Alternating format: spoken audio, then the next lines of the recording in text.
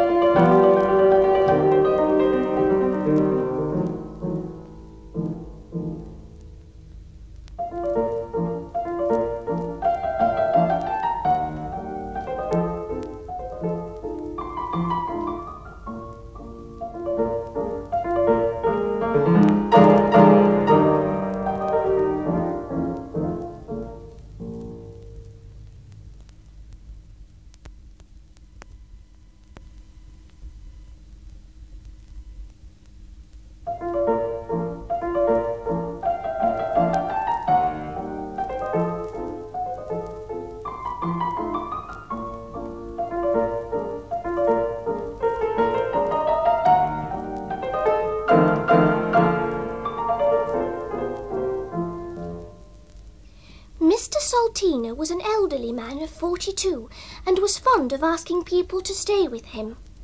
He had quite a young girl staying with him of 17 named Ethel Montague. Mr. Saltina had dark short hair and moustache and whiskers which were very black and twisty. He was middle-sized and he had very pale blue eyes. He had a pale brown suit, but on Sundays he had a black one, and he had a topper every day as he thought it more becoming. Ethel Montague had fair hair done on the top and blue eyes. She had a blue velvet frock which had grown rather short in the sleeves. She had a black straw hat and kid gloves. One morning Mr. Saltina came down to breakfast and found Ethel had come down, which was strange. "Is the tea made, Ethel?" he said, rubbing his hands. "Yes," said Ethel, "and such a queer-shaped parcel has come for you." It was a hat box tied down very tight and a letter stuffed between the string. "Well, well," said Mr. Saltina, "parcels do turn queer. I will read the letter first," and so saying he tore open the letter, and this is what it said. "My dear Alfred, I want you to come for a stop with me, so I have sent you a top hat wrapped up in tissue paper inside the box. Will you wear it staying with me, because it is very uncommon? Please bring one of your young ladies, whichever is the prettiest face. I remain yours truly, Bernard Clark." Mr. S. opened the box, and there lay the most splendid top hat of a lovely rich tone, rather like grapes, with a ribbon round complete. "Well," said Mr. Saltina peevishly, "I don't know if I shall like it. The bow of the ribbon is too flighty for my age." And he ran upstairs on his fat legs and took out his blotter with a loud sniff, and this is what he wrote. "My dear Bernard, certainly I shall come and stay with you next Monday. I will bring Ethel Montague, commonly called Miss M. She is very active and pretty. I do hope I shall enjoy myself with you. I am not quite a gentleman, but you would hardly notice it, but can't be helped anyhow. We will come by the 3:15. Your old and valued friend, Alfred Saltina." "What rot," muttered Bernard Clark as he read Mr. Saltina's letter. He was rather a presumptuous man. When the great morning came, Mr. Saltina did not have an egg for his breakfast in case he should be sick on the journey. "What top hat will you wear?" asked Ethel. "I shall wear my best black and my white alpaca coat to keep off the dust and flies," replied Mr. Saltina. "I shall put some red rouge on my face," said Ethel, "because I am very pale owing to the drains in this house." "You will look very silly," said Mr. Saltina with a dry laugh. "Well, so will you," said Ethel in a snappy tone, and she ran out of the room with a very superior run, throwing out her legs behind and her arms swinging in rhythm. "Well," said the owner of the house, "she has a most idiotic run." Presently Ethel came back in her best hat and a lovely velvet coat of royal blue. "Do I look nice in my get-up?" she asked. Mr. Saltina surveyed her. "You look rather rash, my dear. Your colours don't quite match your face, but never mind." "Come along," cried Ethel, powdering her nose in the hall. "Let us get into the cab." Mr. Saltina did not care for powder, but he was an unselfish man, so he dashed into the cab. They travelled second class in the train, and Ethel was longing to go first, but thought perhaps least said soonest mended. Mr. Saltina got very excited in the train about his visit. Ethel was calm, but she felt excited inside. "Bernard has a big house," said Mr. S, gazing at Ethel. "He is inclined to be rich." "Oh, indeed," said Ethel, looking at some cows flashing past the window. Mr. S felt rather disheartened, so he read the paper till the train stopped and the porter shouted Rickamere Station. "We had better collect our traps," said Mr. Saltina, and just then a very exalted footman in a cocked hat and olive green uniform put his head in at the window. "Are you for Rickamere Hall?" he said in impressive tones. "Well, yes, I am," said Mr. Saltina, "and so is this lady." Outside they found a lovely carriage lined with olive green cushions to match the footman, and the horses had green bridles and bows on their manes and tails. They got gingerly in. "Will he bring our luggage?" asked Ethel nervously. "I expect so," said Mr. Salteena, lighting a very long cigar. "Do we tip him?" asked Ethel quietly. "Well, no, I don't think so, not yet. We'd better just thank him politely." Just then the footman staggered out with the baggage. Ethel bowed gracefully over the door of the carriage, and Mr. S. waved his hand as each bit of luggage was hoisted up to make sure it was all there. Then he said, "Thank you, my good fellow," very politely. "Not at all, sir," said the footman, and touching his cocked hat he jumped actively to the box. "I was right not to tip him," whispered Mr. Salteena. "The thing to do is to leave 2 and 6 on your dressing table when your stay is over." Presently the haughty coachman pulled up with a great clatter at a huge front door with tall pillars each side, a big iron bell, and 2 very clean scrapers. The footman again struggled with the luggage, and the butler, Francis Minute by name, kindly lent a hand. The hall was very big, and hung with guns and mats and ancestors, giving it a gloomy but a grand air. The butler then showed them down a winding corridor till he came to a door which he flung open, shouting, "Mr. Salteena and a lady, sir." A tall man of 29 rose from the sofa. He was rather bent in the middle, with very nice long legs, fairish hair, and blue eyes. "Hello, Alf, old boy," he cried. "So you've got here all safe and no limbs broken?" "None, thank you," replied Mr. Salteena, shaking hands. "And let me introduce Miss Montague. She is very pleased to come for this visit." "Oh, yes," gasped Ethel, blushing through her red rouge. Bernard looked at her keenly and turned a dark red. "I am glad to see you," he said. "I hope you will enjoy it, but I have not arranged any parties yet, as I don't know anybody." "Don't worry," murmured Ethel. "I don't mix much in society," and she gave him a dainty smile. A glorious tea then came in on a gold tray, 2 kinds of bread and butter, a lovely jam roll, and lots of sugar cakes. Ethel's eyes began to sparkle, and she made several remarks during the meal. "I expect you would now like to unpack," said Bernard when it was over.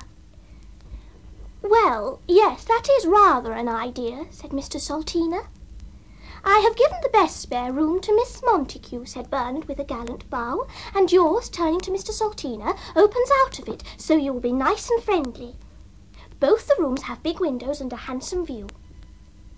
Ethel's room was indeed a handsome compartment, with purple silk curtains and a 4-post bed draped with the same shade. The toilet set was white and mauve, and there were some violets in a costly vase. "Oh, I say," cried Ethel in surprise. "I am glad you like it," said Bernard, "and here we have yours, Alf." He opened the dividing doors and portrayed a smaller but dainty room, all in pale yellow and primroses. "My own room is next the bathroom," said Bernard. "It is decorated dark red, as I have sombre tastes. The bathroom has got a tip-up basin and a hose thing for washing your head." "A good notion," said Mr. Salteena, who was secretly getting jealous. When they had unpacked, Mr. Salteena and Ethel went downstairs to dinner. Mr. Salteena had put on a complete evening suit, as he thought it was the correct idea, and some ruby studs he'd got at a sale. Ethel had on a dress of yellow silk covered with tulle, which was quite in the fashion, and she had on a necklace which Mr. Salteena gave her for a birthday present. She looked very becoming and pretty, and Bernard heaved a sigh as he gave her his arm to go into dinner. "Well," said Mr. Salteena, lapping up his turtle soup, "you have a very sumptuous house, Bernard." His friend gave a weary smile and swallowed a few drops of sherry wine. "It is fairly decent," he replied, with a bashful glance at Ethel.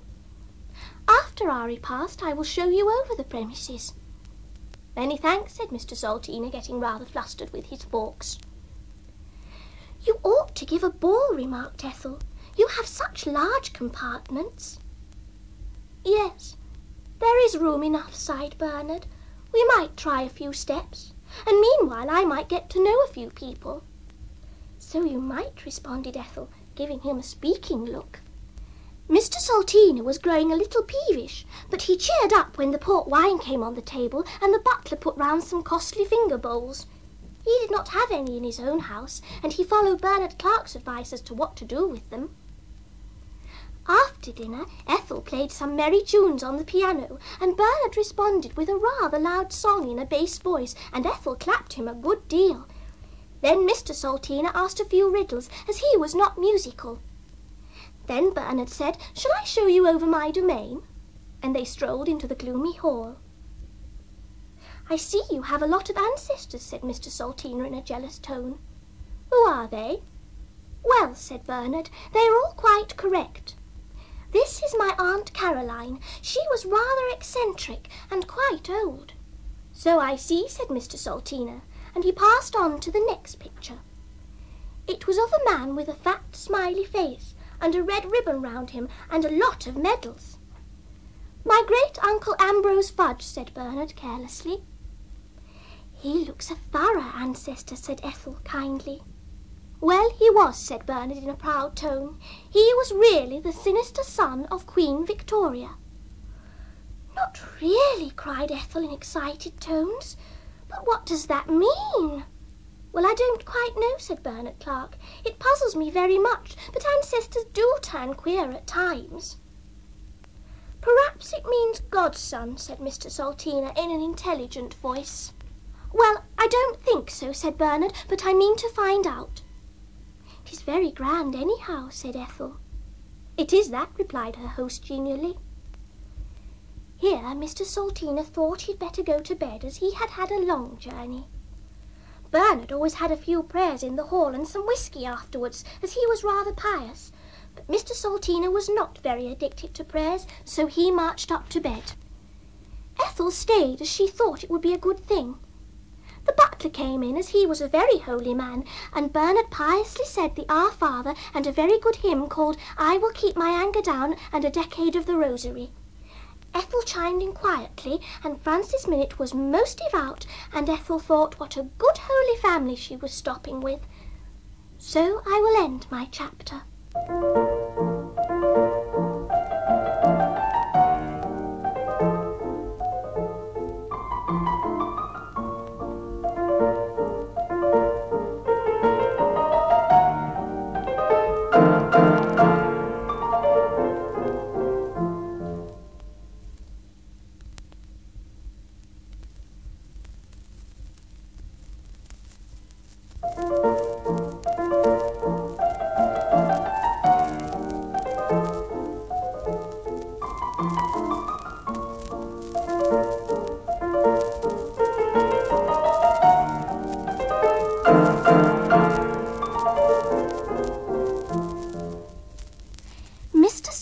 Woke up rather early next day and was surprised and delighted to find Horace the footman entering with a cup of tea. "Oh, thank you, my man," said Mr. Saltiner, rolling over in the costly bed. "Mr. Clark is nearly out of the bath, sir," announced Horace. "I will have great pleasure in turning it on for you, if such is your desire." "Well, yes, you might," said Mr. Saltiner, seeing it was the idea, and Horace gave a profound bow. "Ethel, are you getting up?" shouted Mr. Saltiner. "Very nearly," replied Ethel faintly from the next room. "I say," said Mr. Saltiner excitedly, "I have had some tea in bed." "So have I," replied Ethel. Then Mr. Saltiner got into a mauve dressing gown with yellow tassels, and seizing his soap he wandered off to the bathroom, which was most sumptuous. He washed himself well and felt very much better. After breakfast, Mr. Saltiner asked Bernard if he could have some private conversation with him. "Fire away," said Bernard, lighting his pipe. "Well, I can't exactly do that," said Mr. Saltiner in slow tones. "It is a serious matter, and you can advise me, as you are a thorough gentleman, I am sure." "Well, yes," said Bernard. "What can I do for you, Alf?" "You can help me, perhaps, to be more like a gentleman," said Mr. Saltiner, getting rather hot. "I am quite all right, as they say, but I would like to be the real thing. Can it be done?" he added, slapping his knees. "I don't quite know," said Bernard. "It might take a good time." "Might it?" said Mr. S. but I would slave for years if need be." Bernard scratched his head. "Why don't you try the Crystal Palace?" he asked. "Several people, earls and even dukes, have private compartments there, and there are sort of students there who want to get into the War Office and notable banks." "Would that be a help?" asked Mr. Salteena eagerly. "Well, it might," said Bernard. "I can give you a letter to my old pal the Earl of Clincham, who lives there. He might rub you up, and by mixing with him you could probably grow more seemly." "Oh, 10,000 thanks," said Mr. Salteena. "I will go there as soon as it can be arranged, if you would be so kind as to keep an eye on Ethel while I'm away." "Oh, yes," said Bernard. "I may be running up to town for a few days, and she could come too." "You are too kind," said Mr. Salteena, "and I don't think you will find her any trouble." "No, I don't think I shall," said Bernard. "She is a pretty girl, cheerful and active," and he blushed rather red. About 9 o'clock next morning, Mr. Salteena stood, bag in hand, in the ancestral hall, waiting for the vehicle to convey him to the station. Bernard Clark and Ethel were seated side by side on a costly sofa, gazing abstractly at the parting guest. "Well," said Bernard, puffing at his meerschaum pipe, "I hope you will get on, Alf. I am sure you have that little letter to old Clincham, eh?" "Indeed I have," said Mr. Salteena. "Many thanks for the same, and I do hope Ethel will behave properly." "Oh, yes, I expect she will," said Bernard with a sigh. "I always do," said Ethel in a snappy tone. "Well, good-bye, Alf, old man," said Bernard Clark. "Good luck. And God bless you," he added in a pious tone. "Not at all," said Mr. Salteena. "I have enjoyed my stop, which has been short and sweet. Well, good-bye, Ethel, my child," he said, as bag in hand he proceeded to the door. Mr. Salteena had to travel first class, as active Horace ran on to buy the ticket, which he presented with a low bow, the Times and Tit-Bits. The other passengers looked full of envy at the curly white wig and green plush uniform of Horace. Mr. Salteena began to feel this was the thin end of the partition, and he smiled as he gently tapped the letter in his coat-tail pocket. When Mr. Salteena arrived in London, he began to stroll up the principal streets, thinking how gay all was. Presently he found a tall policeman. "Could you direct me to the Crystal Palace, if you please?" said Mr. Salteena nervously. "Well," said the genial policeman, "my advice would be to take a cab, sir." "Oh, would it?" said Mr. Salteena. "Then I will do so." He hailed a hansom and got speedily in. "To the Crystal Palace," he cried gaily, and holding his bag on his knees, he prepared to enjoy the sights of the metropolis. It was a merry drive, and all too soon the palace heaved in view. Mr. Salteena sprang out and paid the man, and then he entered the wondrous edifice. His heart beat very fast as two huge men in gold braid flung open the doors. Inside was a lovely fountain in the middle, and all round were little stalls where you could buy sweets and lemonade, also scent, handkerchiefs, and many dainty articles. There were a lot of people, but nobody very notable. At last, after buying 2 bottles of scent and some rather nice sweets which stuck to his teeth, Mr. Salteena beheld a wooden door on which was nailed a notice saying, "To the private compartments." "Aha," said Mr. Salteena to himself, "this is evidently my next move." And he gently pushed open the door, straightening his top hat as he did so. Inside he found himself in a dimly lit passage with a thick and handsome carpet. Mr. Salteena gazed round and beheld in the gloom a very superior gentleman in full evening dress, who was reading a newspaper and warming his hands on the hot water pipes. Mr. Salteena advanced on tiptoe and coughed gently, as so far the gentleman had paid no attention. "I am seeking the Earl of Clincham," he began in a trembly voice. "Are you by any chance him?" he added most respectfully. "No, not exactly," replied the other. "My name happens to be Edward Mercurio. I am half Italian, and I am the groom of the chambers." Mr. Salteena noticed several doors with names of people on each. "Oh, I see," he said. "Then perhaps you can tell me where the Earl of Clincham is to be found." "At the end of the passage, 4th door down," said Mercurio tritely. "Of course he may be out. One never knows what they are up to." Mr. Salteena trotted off down the passage. At last he came to a door labelled Clincham, Earl of, in big letters. With a beating heart, Mr. Salteena pulled the bell, and the door swung open of its own accord. At the same moment, a cheery voice rang out from the distance. "Come in, please. I'm in the study. First door on left." With a nervous bound, Mr. Salteena obeyed these directions and found himself in a small but handsome compartment done in green leather with crests on the chairs. By the desk was seated a tall man of 35 with very nice eyes of a twinkling nature and curly hair. He wore a quite plain suit of palest grey but well made, and on the table reposed a grey top hat which had evidently been on his head recently. He had a rose in his buttonhole, also a signet ring.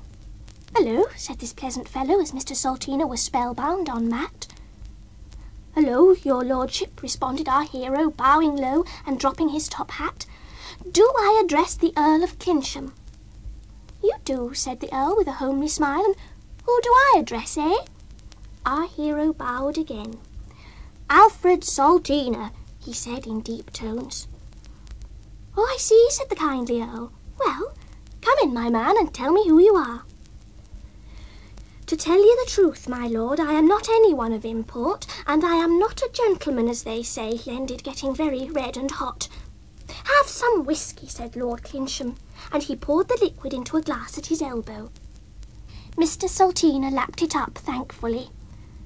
"Well, my man," said the good-natured Earl, "what I say is, what does it matter? We can't all be of the blood royal, can we?"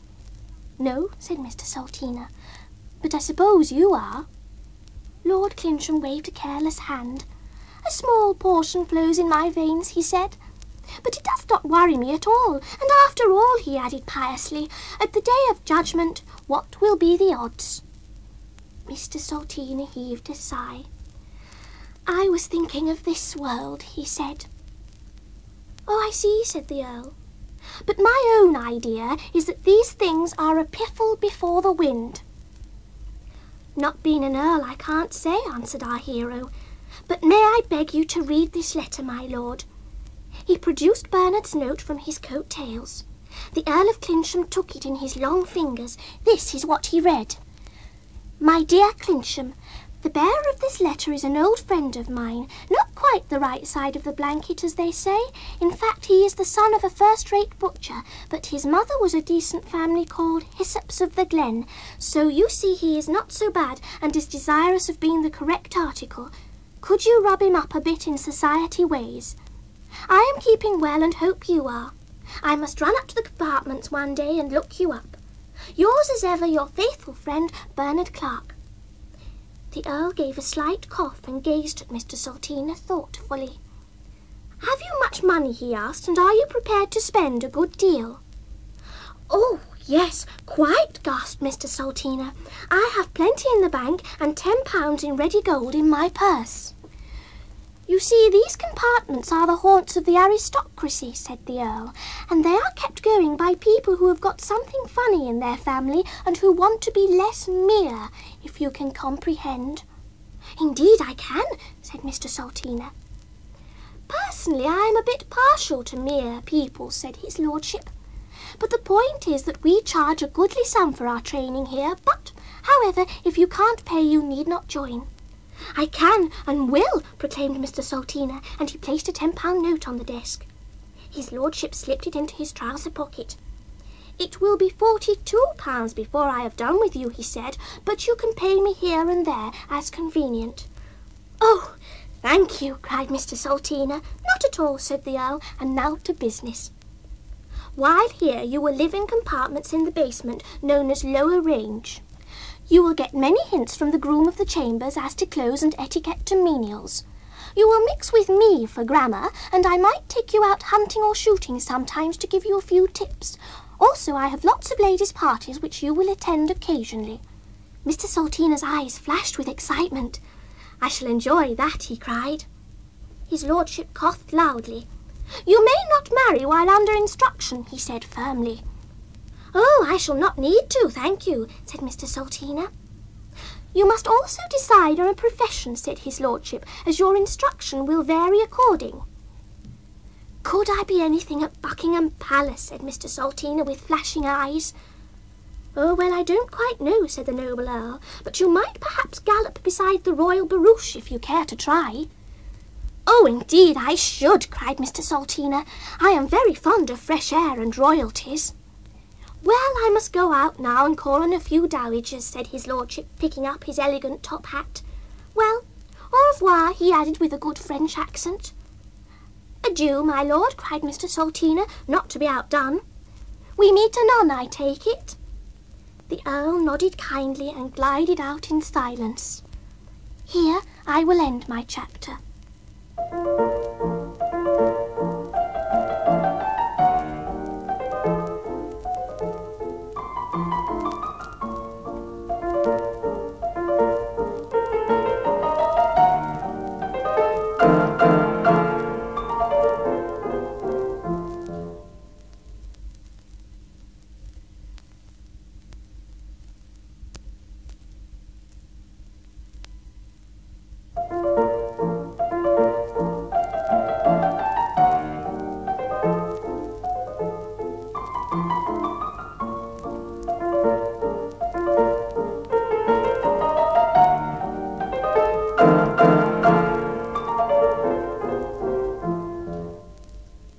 Mr. Salteena awoke next morning in his small but pleasant room. It was done in green and white with monograms on the toilet set. He had a tiny white bed with a green quilt and a picture of the Nativity and one of Windsor Castle on the walls. The sun was shining over all these things as Mr. Salteena opened his sleepy eyes. Just then there was a rat-tat on the door. "Come in," called Mr. Salteena, and in came Edward Mercurio balancing a tray very cleverly. He smiled in a mysterious and superior way as he placed the tray on Mr. Salteena's pointed knees. "Your early beverage," he announced, and began to pull up the blind, still smiling to himself. "Oh, thank you," cried Mr. Salteena, feeling very tousled compared to this grand fellow. Then, to his great surprise, Mercurio began to open the wardrobe and to look at Mr. Salteena's suits. Mr. Salteena dare not say a word, so he swallowed his tea and ate a Mari biscuit hastily. Presently Mercurio advanced to the bed with a bright blue serge suit. "Will you wear this today, sir?" he asked quietly. "Oh, certainly," said Mr. Salteena. "And a clean shirt would not come amiss," said Mercurio. "What about this pale blue and white stripe?" "With pleasure," replied Mr. Salteena. So Mercurio laid them out in neat array, also a razor and brush for shaving. Then he opened a door, saying, "This is the bathroom. Shall I turn on hot or cold?" "Well, I will try cold," said Mr. Salteena, feeling it was more manly to say that. Mercurio bowed and beat a retreat to the bathroom. Then he returned and told Mr. Salteena that when he was washed he would find his breakfast in the sitting-room. When Mr. Salteena was dressed in his best blue suit and clean shirt, he strolled into the sitting-room where a gay canary was singing fit to burst in the window, and a couple of doves cooing in a wicker cage. A cheery smell greeted him as Mercurio glided in with some steaming coffee. Mr. Salteena felt more at home and passed a few remarks about the weather. Mercurio smiled and uncovered some lovely kidneys on toast, and as he did so bent and whispered in Mr. Salteena's ear, "You could have come in your dressing gown." Mr. Salteena gave a start. "Oh, can I?" he said. 10,000 thanks." Then Mercurio said with a bow, "His lordship is going to a levee this morning and thinks it might amuse you to go too. Could you be ready by 11 o'clock? "Oh, yes, what fun," said Mr. Salteena. "Have you any notion what a levee is, my man?" Mercurio gave a superior smile. "It is a party given by the Queen to very superior people. But this one is given by the Prince of Wales, as the Queen is not quite her usual self today. It will be at Buckingham Palace, so you will drive with his lordship." Mr. Salteena was fearfully excited. "What shall I wear?" he gasped. "Well, of course, you ought to have black satin knickerbockers and a hat with white feathers, also garters and a star or two." "You surprise me," said Mr. Salteena. "I have none of those articles." "Well," said Mercurio kindly, "his lordship will lend you his second-best cocked hat, as you are obliged to wear one, and I think with a little thought I might rig you up so as to pass muster." Then they rummaged among Mr. Saltina's things, and Picorio got very intelligent and advised Mr. Saltina to wear his best black evening suit and roll up his trousers. He also lent him a pair of white silk stockings which he fastened tightly round his knees with red rosettes. Then he quickly cut out a star in silver paper and pinned it to his chest, and also added a strip of red ribbon across his shirt front. Then Mr. Saltina surveyed himself in the glass. "Is it a fancy dress party?" he asked. "No, they always wear that kind of thing, but wait till you see his lordship. If you are ready, sir, I will conduct you in." Mr. Saltina followed Picorio up countless stairs till they came to the Earl's compartments and tapped on the bedroom door. "Come in," cried a merry voice, and in they strode. "I have done my best with Mr. Saltina, my lord. I trust he will do. The hat, of course, will make a deal of difference." Mr. Saltina bowed nervously, wishing he had got correct knickerbockers, as his trousers did not feel too firm in spite of the garters. "Not half bad," cried the Earl. "Try on the hat, Saltina. It is on my bed." Mr. Saltina placed it on his head, and the feathers and gold braid became him very well. But he felt very jealous of the Earl, who looked a sight for the gods. He had proper satin knickerbockers with diamond clasps, and buckled shoes and black silk stockings which showed up his long fine legs. He had a floppy shirt of the softest muslin with real lace collar and cuffs. A sword hung at his side, and a crimson sash was round his waist, and a splendid cocked hat on his head. His blue eyes twinkled as he pulled on a pair of white kid gloves. "Well, come on, Saltina," he cried, "and don't be nervous. I will get you a pair of knickers tomorrow. Will you get a hansom, Picorio?" Presently the Earl and Mr. Saltina were clattering away to Buckingham Palace. "You won't mind if I introduce you as Lord Hyssops, do you?" said the Earl as he lit his pipe. "You see, you are sort of mixed up with the family, so it won't matter, and will look better."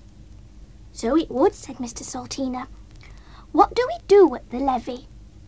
"Oh, we stroll round and eat ices and champagne and that kind of thing. Sometimes there's a little music." "Is there any dancing?" asked Mr. Saltina. "Well, not always," said the Earl. "I'm glad of that," said Mr. Saltina. "I am not so nimble as I was, and my garters are a trifle tight." Just then the splendid edifice appeared in view, and Mr. Saltina licked his dry lips at sight of the vast crowd. All round were carriages full of costly people, and outside the railing stood tall lifeguards keeping off the mere people who had gathered to watch the nobility clatter up. Lord Clincham began to bow right and left, raising his cocked hat to his friends. There was a lot of laughter and friendly words as the cab finally drew up at the front door. 2 tall lifeguards whisked open the doors, and one of them kindly tipped the cabman. Mr. Saltina followed his lordship up the grand steps, trying to feel as homely as he could. Then a splendid-looking fellow in a red tunic and a sort of black velvet tam-o'-shanter stepped forward from the throng, shouting, "What name, please?" "The Earl of Clincham and Lord Hyssops," calmly replied the Earl, gently nudging Mr. Saltina to act up. Mr. Saltina nodded and blinked at the menial as much as to say, "All is well," and then he and the Earl hung up their cocked hats on 2 pegs. "This way," cried a deep voice, and another menial appeared. They followed this fellow down countless corridors and finally came to big folding doors. The Earl twiddled his moustache and slapped his leg with his white glove as calmly as could be. Mr. Saltina perspired rather hard and gave a hitch to his garters to make sure. Then the portals divided and their names were shouted in chorus by countless domestics. The sumptuous room was packed with men of a noble nature, dressed like the Earl in satin knickerbockers, etc., and with ladies of every hue with long trains and jewels by the dozen. You could hardly move in the gay throng. Dukes were as naught, as there were a good lot of princes and archdukes, as it was a very superior levee indeed. The Earl and Mr. Saltina struggled through the crowd till they came to a platform draped with white velvet. Here, on a golden chair, was seated the Prince of Wales in a lovely ermine cloak and a small but costly crown. He was chatting quite genially with some of the crowd. Up clambered the Earl, followed at top speed by Mr. Saltina. "Hello, Clincham," cried the Prince, "quite homely and not at all grand. So glad you turned up. Quite a squash, eh?" "A bit overpowering, your Highness," said the Earl, who was quite used to all this. "May I introduce my friend Lord Hyssops? He is staying with me, so I thought I'd bring him along, if you don't mind, Prince." "Not at all," cried the genial Prince, looking rather surprised. Mr. Salteena bowed so low he nearly fell off the platform. The Prince smiled kindly. "I am pleased to see you, Lord Hyssops," he said in a regal voice. Presently his Highness rose. "I think I will have a quiet glass of champagne," he said. "You'll come too, Clinsham, and bring your friend. The diplomats are arriving, and I am not much in the mood for deep talk. I have already signed a dozen documents, so I have done my duty." They all went out by a private door and found themselves in a smaller but gorgeous room. The Prince tapped on the table, and instantly 2 menials in red tunics appeared. "Bring 3 glasses of champagne," commanded the Prince. "And some ices," he added majestically. "One grows weary of court life," he remarked. "Ah, yes," agreed the Earl. "It upsets me," said the Prince, lapping up his strawberry ice. "All I want is peace and quiet, and a little fun. And here I am tied down to this life," he said, taking off his crown. "Being royal has many painful drawbacks." "True," mused the Earl. Silence fell, and the strains of the band could be heard from the next room. Suddenly the Prince gazed at Mr. Salteena. "Who did you say you were?" he asked in a puzzled tone. "Lord Hyssops," responded our hero, growing purple at the lie. "Well, you are not a bit like the Lord Hyssops I know," replied the Prince. "Could you explain matters?" "He's quite all right, really, Prince," said the Earl. "His mother was called Miss Hyssops of the Glen." "Indeed," said his Royal Highness, "that sounds correct. But who was your father, eh?" Then Mr. Salteena thought he would not tell a lie, so in trembly tones he muttered, "My poor father was but a butcher, your Highness. A very honest one, I may add, and passing rich. He was called Dominic Salteena, and my name is Alfred Salteena." The Prince stroked his yellow beard, and rather admired Mr. Salteena for his truthful utterance. "Oh, I see," he said. "Well, why did you palm off on my menials as Lord Hyssops, eh?" Mr. Salteena wiped his sweating brow, but the Earl came to his rescue nobly. "My fault entirely, Prince," he chimed in. "As I was bringing him to this superior levee, I thought it would be better to say he was of noble birth. Have I offended your royal dignity?" "Not much," said the Prince. "It was a laudable notion, and perhaps I will ask Mr. Salteena to one of my big balls some day." "Oh, your Highness," gasped our hero, falling on one knee, "that would indeed be a treat." "I suppose, Prince, you have not got a job going at this palace for my friend?" asked the Earl. "You see, I am rubbing him up in society ways, and he fancies court life as a profession. I suggested if there was a vacancy going, he might try cantering after the royal barouche." "So he might," said the Prince. "I will speak to the Prime Minister about it and let you know." "10,000 thanks," cried Mr. Salteena, bowing low. "Well, now I must get back to the levee," announced the Prince, putting on his crown.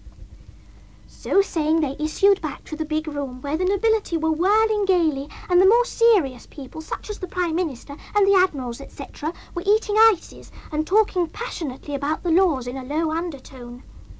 The Earl was soon mingling gaily in a set of lancers, but Mr. Salteena dare not because of his trousers. However, he sat on a velvet chair and quite enjoyed overhearing the intelligent conversation of the Prime Minister. And now we will leave our hero enjoying his glimpse of high life and return to Ethel Montague.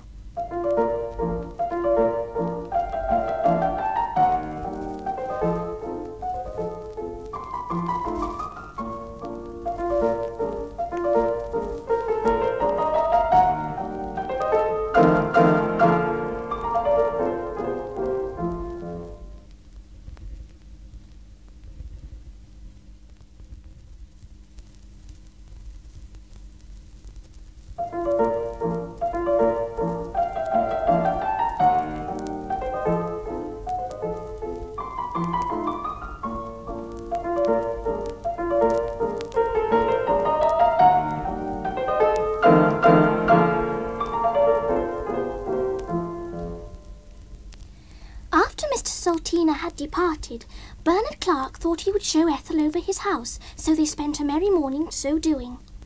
Ethel passed bright remarks on all the rooms, and Bernard thought she was most pretty, and Ethel began to be a bit excited. After a lovely lunch they sat in the gloomy hall, and Ethel began to feel very glad Mr. Saltino was not there. Suddenly Bernard lit his pipe. "I was thinking," he said passionately, "what about going up to London for a week's gaiety?" "Who?" inquired Ethel in a low tone. "You and me," said Bernard. "I know of several splendid hotels, and we could go to theatres and parties and enjoy ourselves to the full." "So we could! What an idea!" cried Ethel. So the merry plan was all arranged, and they spent the afternoon in packing their trunks. Next day they were all ready in the hall when the handsome vehicle once more clattered up. Ethel had on her blue velvet get-up and a sweet new hat and plenty of rouge on her face, and looked quite a seemly counterpart for Bernard, who was arrayed in a white and shiny mackintosh, top boots, and a well-brushed top hat tied on to him with a bit of black elastic. "Well, good-bye, Minute," he cried to the sombre butler. "Take care of your gout and the silver, and I will pay your wages when I come back." "Thank you kindly, sir," murmured Minute. "When may I expect your return?" "Oh, well, I will wire," he said, and dashed down the steps. The sun was shining, and Ethel had the feeling of going to a very jolly party, and felt so sorry for all the passers-by who were not going to London with Bernard. Arrived in the gay city, Bernard hailed a cab to the Manor Born and got in, followed by Ethel. "Kindly drive us to the Gaiety Hotel," he cried in a firm tone. The cabman waved his whip, and off they dashed. "We shall be highly comfortable and select at the Gaiety," said Bernard, and he thought to himself how lovely it would be if he was married to Ethel. He blushed a deep shade at his own thoughts, and gave a sidelong glance at Ethel, who was gazing out of the window. "Well, one never knows," he murmured to himself, and as one of the poets says, "great events from trivial causes springs." Just then they stopped at the gay hall. Bernard poked his head into the window of the pay desk. "Have you a couple of bedrooms for self and young lady?" he inquired in a lordly way. A very handsome lady with golden hair and a lace apron glanced at a book and hastily replied, "Oh, yes, sir, 2 beauties on the first floor, number 9 and 10. "Thank you," said Bernard. "We will go up if you have no objection." "None whatever, sir," said the genial lady. "Beds are well aired and the view is quite pleasant." "Come along, Ethel," cried Bernard. "This sounds all right, eh?" "Oh, quite," said Ethel with a beaming smile. They went upstairs and entered number 9, a very fine compartment with a large downy bed and white doors with glass handles, leading into number 10, an equally dainty room but a trifle smaller.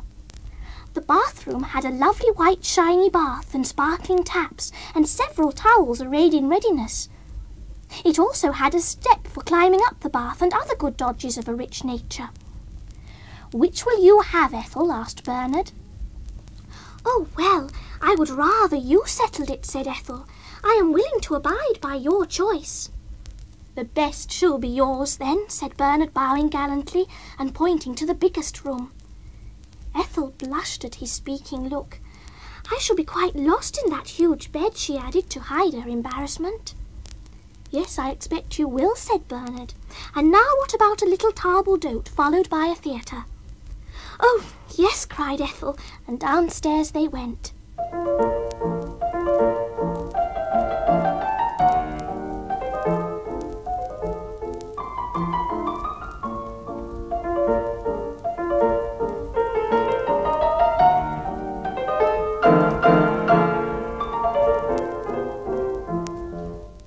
"I tell you what, Ethel," said Bernard Clark about a week later, "we might go and pay a call on my pal, the Earl of Clincham."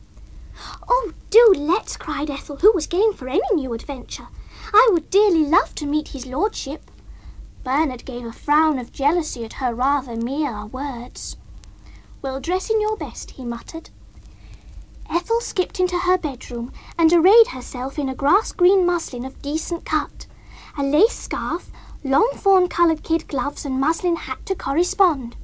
She looked a dainty vision with her fair hair waving in the breeze, and Bernard bit his lips rather hard, for he could hardly contain himself and felt he must marry Ethel soon. He looked a handsome sight himself in some exquisite white trousers with a silk shirt and a pale blue blazer, belt and cap. He wore this in honour of the Earl, who had been at Cambridge in his youth, and so had Bernard Clark. At last they found themselves in the entrance hall of the Crystal Palace, and speedily made their way to the private compartments. Edward Picorio was walking up and down the passage, looking dark and mysterious as usual. "Is his lordship at home?" cried Bernard Clark cheerily. "Which one?" asked Picorio. "Many lords live here," he said scornfully. "Well, I mean the Earl of Clincham," said Bernard.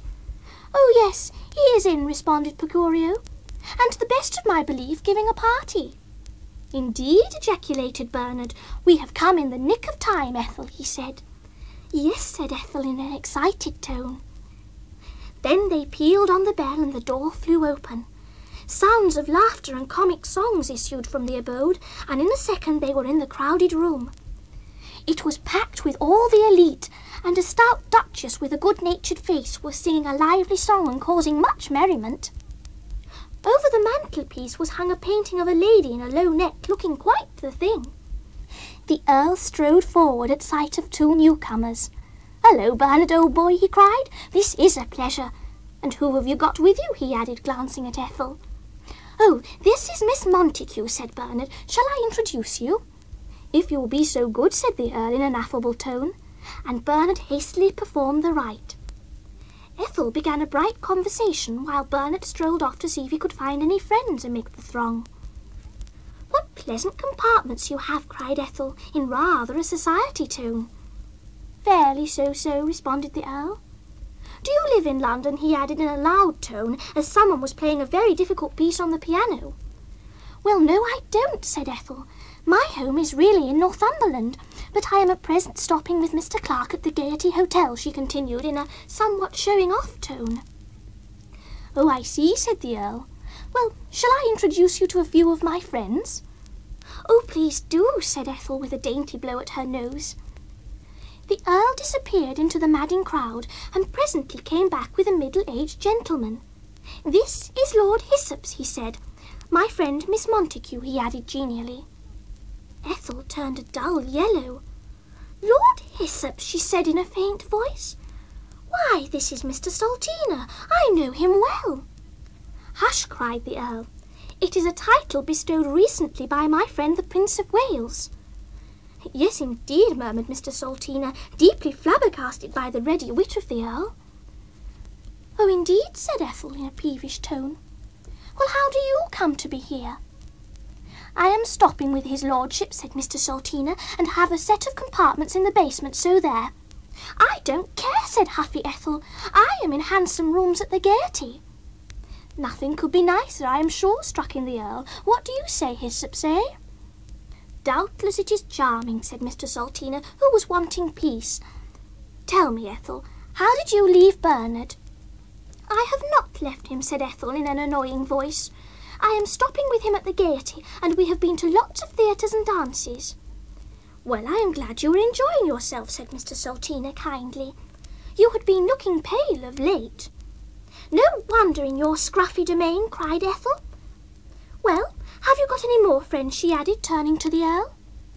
"Well, I will see," said the obliging Earl, and he once more disappeared. "I don't know why you should turn against me, Ethel," said Mr. Salteena in a low tone. Ethel patted her hair and looked very sneery. "Well, I call it very mysterious, you going off and getting a title," said Ethel. "And I think our friendship had better stop, as no doubt you will soon be marrying a duchess or something." "Not at all," said Mr. Salteena. "You must know, Ethel," he said, blushing a deep red, "I always wish to marry you some fine day." "This is news to me," cried Ethel, still peevish. "But not to me," murmured Mr. Salteena, and his voice trembled in his chest. "I may add that I have always loved you, and now I seem to do so madly," he added passionately. "But I don't love you," responded Ethel. "But if you married me, you might get to," said Mr. Salteena. "I think not," replied Ethel. "And all the same, it is very kind of you to ask me," and she smiled more nicely at him. "This is agony," cried Mr. Salteena, clutching hold of a table. "My life will be sour grapes and ashes without you." "Be a man," said Ethel in a gentle whisper, "and I shall always think of you in a warm manner." "Well, "Half a loaf is better than no bread," responded Mr. Salteena in a gloomy voice. And just then the Earl reappeared with a very brisk lady in a tight silk dress whose name was called Lady Gay Finchling, and her husband was a general but had been dead a few years. "So this is Miss Montague," she began in rather a high voice. "Oh, yes," said Ethel, and Mr. Salteena wiped the foaming dew from his forehead. Little did Lady Gay Finchling guess she had just disturbed a proposal of marriage.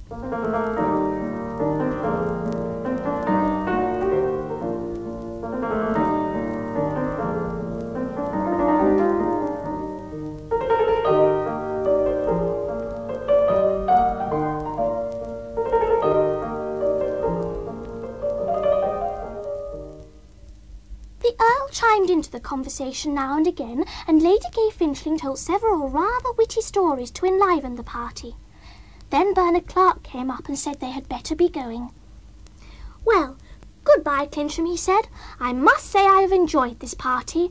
Most réchauffé, I call it, don't you, Ethel?" "Most," cried Ethel. "I suppose you often come," she added in a tone of envy to Lady Gay Finchling. "Pretty often," said Lady G.F.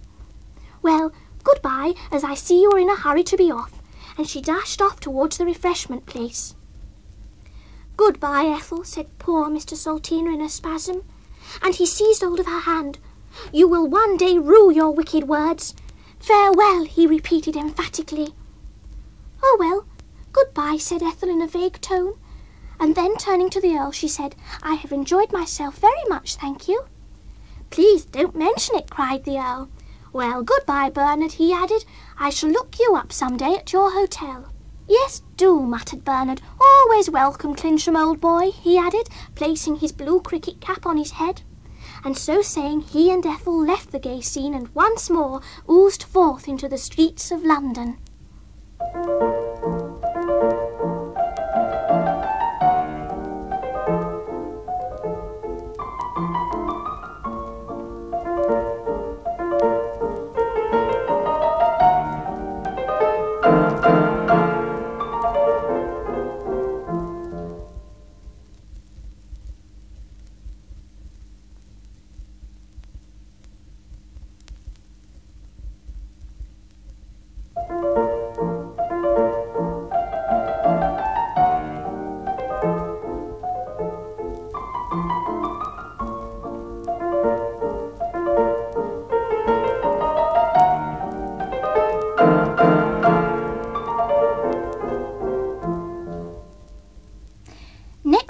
While imbibing his morning tea beneath his pink silken quilt, Bernard decided he must marry Ethel with no more delay. "I love the girl," he said to himself, "and she must be mine. But I somehow feel I cannot propose to her in London. It would not be seemly in the city of London. We must go for a day in the country, and when surrounded by the gay twittering of the birds and the smell of the cows, I will lay my suit at her feet." And he waved his arm wildly at the thought. Then he sprang from bed and gave a rat-tat at Ethel's door. "Are you up, my dear?" he called. "Well, not quite," said Ethel, hastily jumping from her downy nest. "Be quick," cried Bernard. "I have a plan to spend a day near Windsor Castle, and we will take our lunch and spend a happy day." "Oh, hurrah!" shouted Ethel. "I shall soon be ready," and she put on a new white muslin dress in a fit of high spirits. She looked very beautiful, with some red roses in her hat, and the dainty red rouge in her cheeks looked quite the thing. Bernard heaved a sigh, and his eyes flashed as he beheld her, and Ethel thought to herself what a fine type of manhood he represented, with his nice thin legs in pale brown trousers and well-fitting spats, and a red rose in his buttonhole, and rather a sporting cap, which gave him a great air with its quaint check and little flaps to pull down if necessary. Off they started, the envy of all the waiters. They arrived at Windsor very hot from the journey, and Bernard at once hired a boat to row his beloved up the river. Ethel could not row, but she much enjoyed seeing the tough sunburnt arms of Bernard tugging at the oars as she lay among the rich cushions on the dainty boat. She had a rather lazy nature, but Bernard did not know of this. However, he soon got dog-tired and suggested lunch by the mossy bank. "Oh, yes," said Ethel, quickly opening the sparkling champagne. "Don't spill any," cried Bernard as he carved some chicken. They eat and drank deeply of the charming viands, ending up with meringues and chocolates. "Let us now bask under the spreading trees," said Bernard in a passionate tone. "Oh, yes, let's," said Ethel, and she opened her dainty parasol and sank down upon the long green grass. She closed her eyes, but she was far from asleep.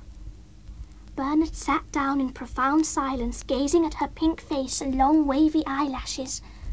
Then he edged a trifle closer to Ethel's form. "Ethel," he murmured in a trembly voice.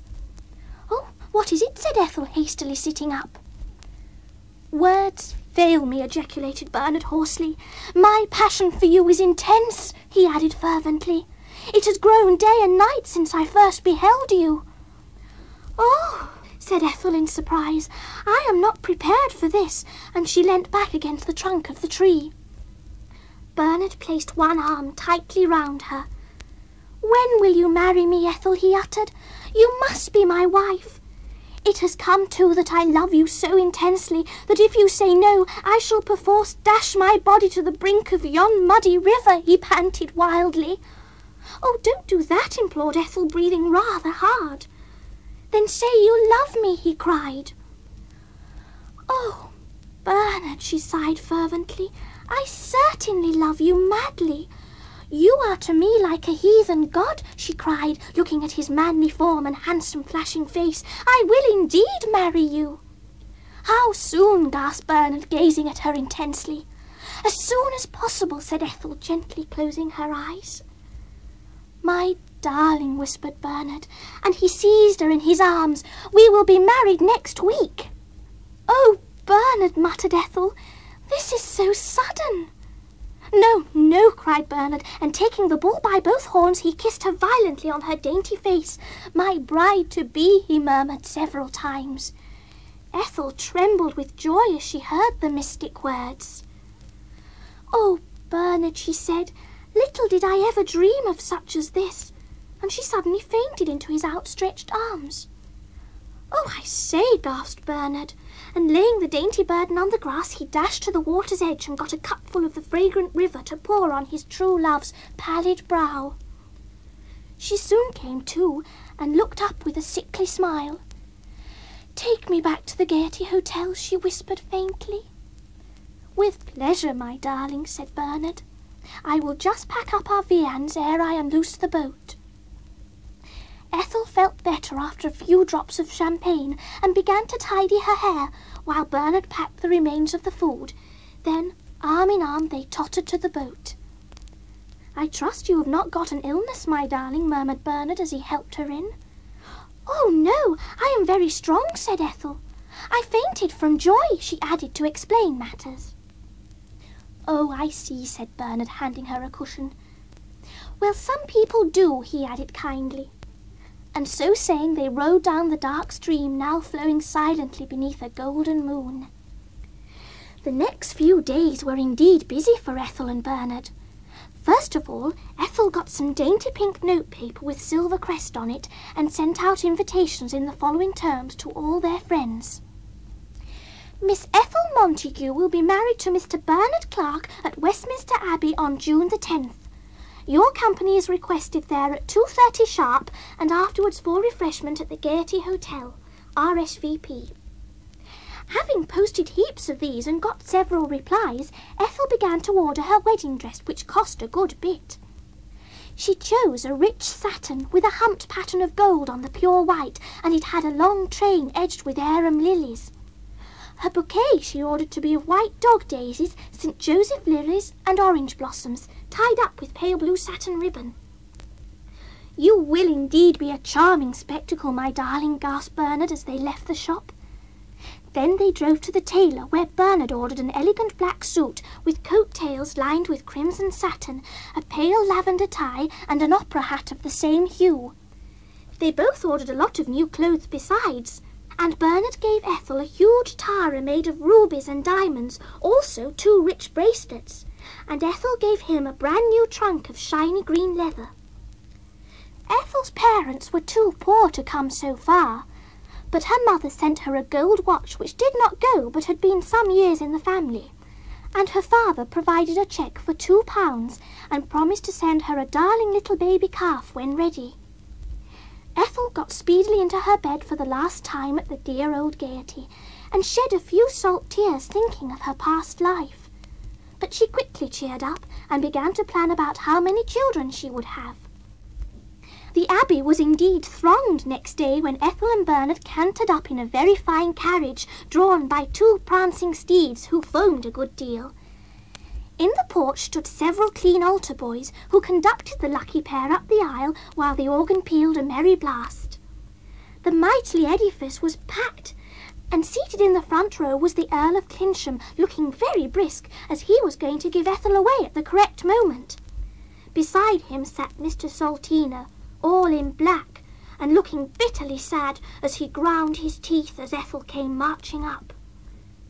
There were some merry hymns, and as soon as Ethel and Bernard were won, the clergyman began a sermon about Adam and Eve and the serpent, and Mr. Salteena cried into his large handkerchief, and the Earl kept on nudging him as his sniffs were rather loud.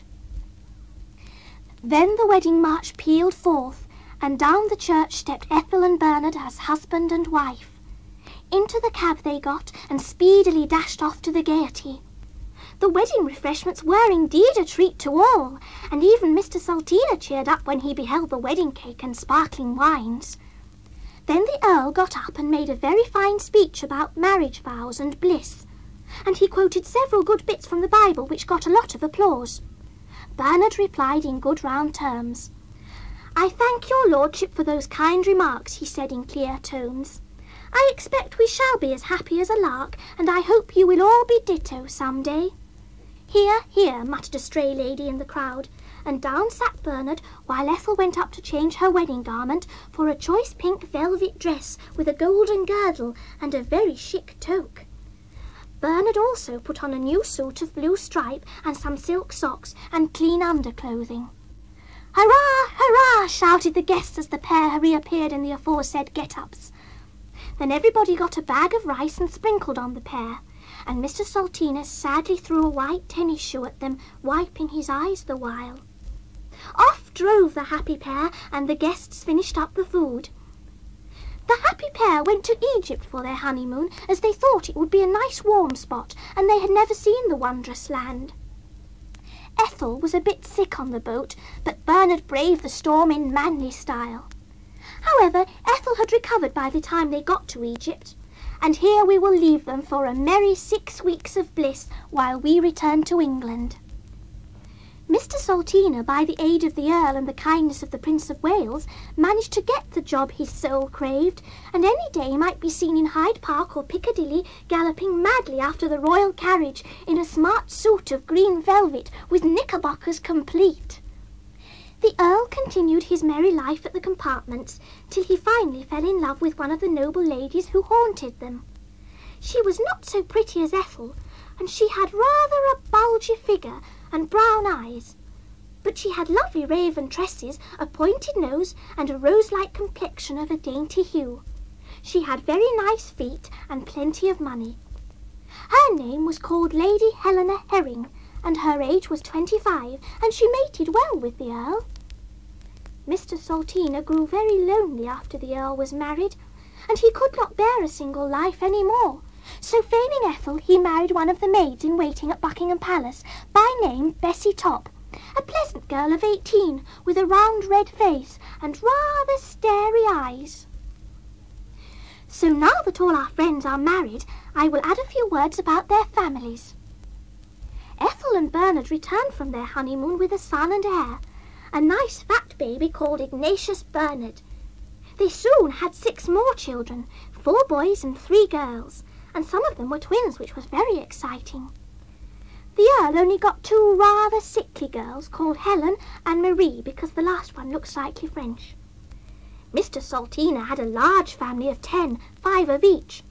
But he grew very morose as the years rolled by, and his little cottage was very noisy, and his wife was a bit annoying at times, especially when he took to dreaming of Ethel and wishing he could have married her. Still, he was a pious man in his way, and found relief in prayer. Bernard Clark was the happiest of our friends, as he loved Ethel to the bitter end, and so did she him, and they had a nice house too. The Earl soon got tired of his sickly daughters, and his wife had a savage temper, so he thought he would divorce her and try again. But he gave up the idea after several attempts and decided to offer it up as a mortification. So now, my readers, we will say farewell to the characters in this book.